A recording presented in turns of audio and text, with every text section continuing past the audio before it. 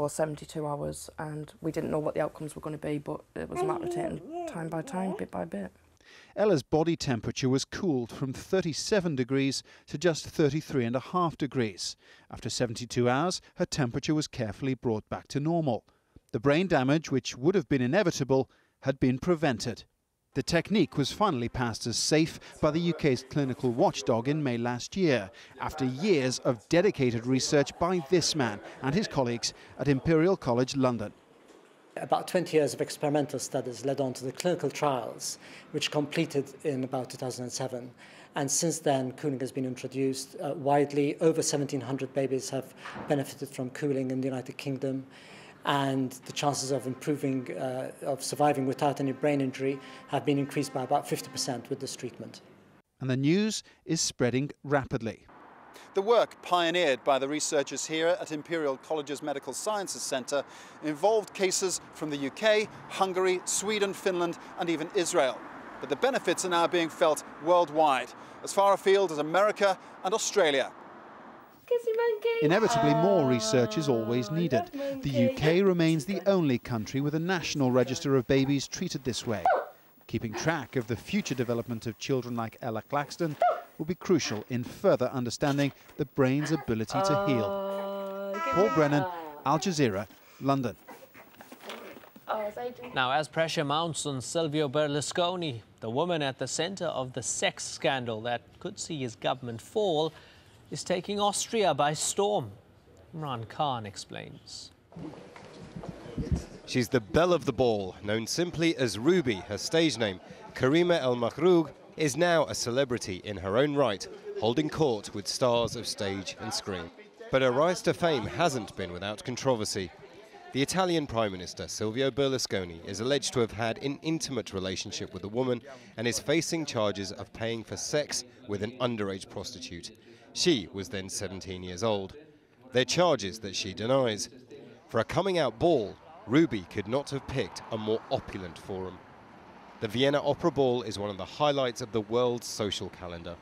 And she's the guest of a 78-year-old construction magnate, Richard Lugner, seen here raising his top hat. His past dates have attracted controversy.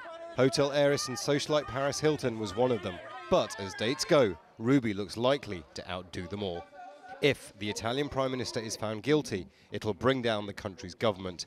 But given the smile on her face, Ruby seems to be much more interested in becoming famous as Ruby than in international politics. Imran Khan, Al Jazeera.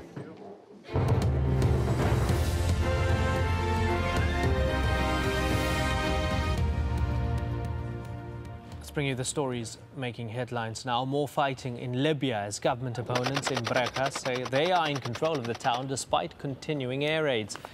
The area has been under attack from forces loyal to Libyan leader Muammar Gaddafi for 2 days. And the US president had his strongest words yet for Libya's leader. Barack Obama warned Muammar Gaddafi that his time was up. The violence must stop. Muammar Gaddafi has lost legitimacy to lead, and he must leave. Those who perpetrate violence against the Libyan people will be held accountable. And the aspirations of the Libyan people for freedom, democracy, and dignity must be met.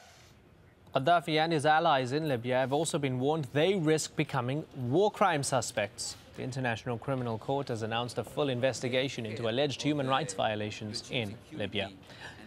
Tunisia's interim president has called an election on July the 24th to appoint a group to rewrite the constitution.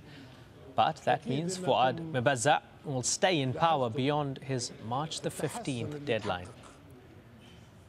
The military council in Egypt has appointed a new prime minister. Issam Sharaf will take over from Ahmed Shafiq, who resigned on Thursday. Sharaf, a former transport minister, has been asked to form a new government. 6 women have been killed in Côte d'Ivoire during a rally for Alassane Ouattara, the internationally recognized winner of November's elections.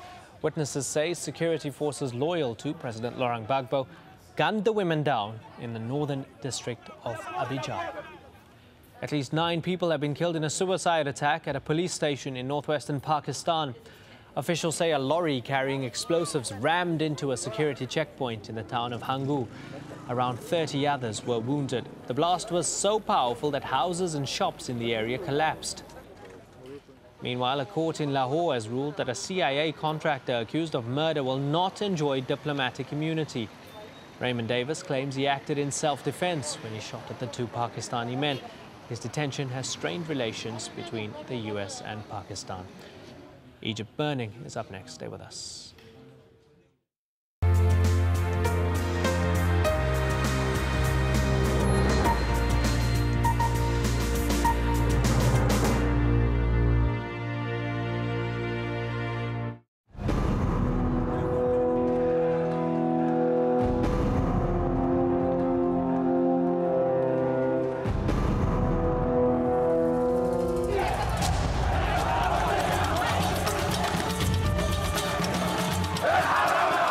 Revolution in Egypt.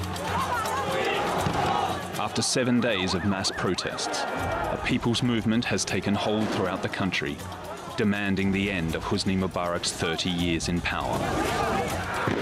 But the regime is about to fight back.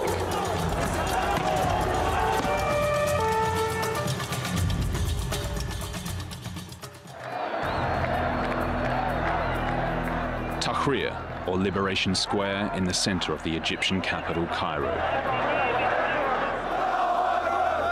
Police have melted away. The army has moved in, but has done nothing to stop the protests. The protesters are full of hope that the regime is cracking. They have called for 1 million people to rally in Tahrir Square. Speaking to one of the protesters there, and I asked them, you've been here for over a week, the president still hasn't left. Do you think that will make any difference?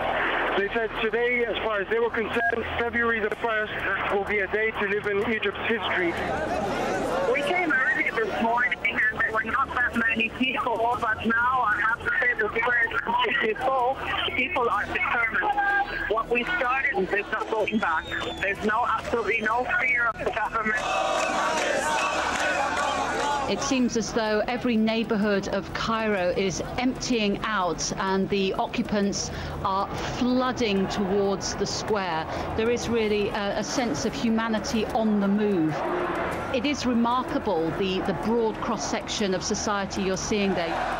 For the first time in Egyptian history, from Pharaoh till now, Egypt had a genuine revolution. ليه حرام حيلا تغيير كل سنة يبقى في تغيير حرام 30 سنة تعب. It's so big that people have now spilled out into other streets, other alleyways, and some of the squares that are just off the main Liberation Square. And really, you feel that it's just growing. There's more and more people joining in. The atmosphere there really was more like some kind of a rock festival, if you like, Egypt's Woodstock more than a demonstration. The police, normally everywhere, are nowhere. Since the violent protests of Friday, the only visible manifestation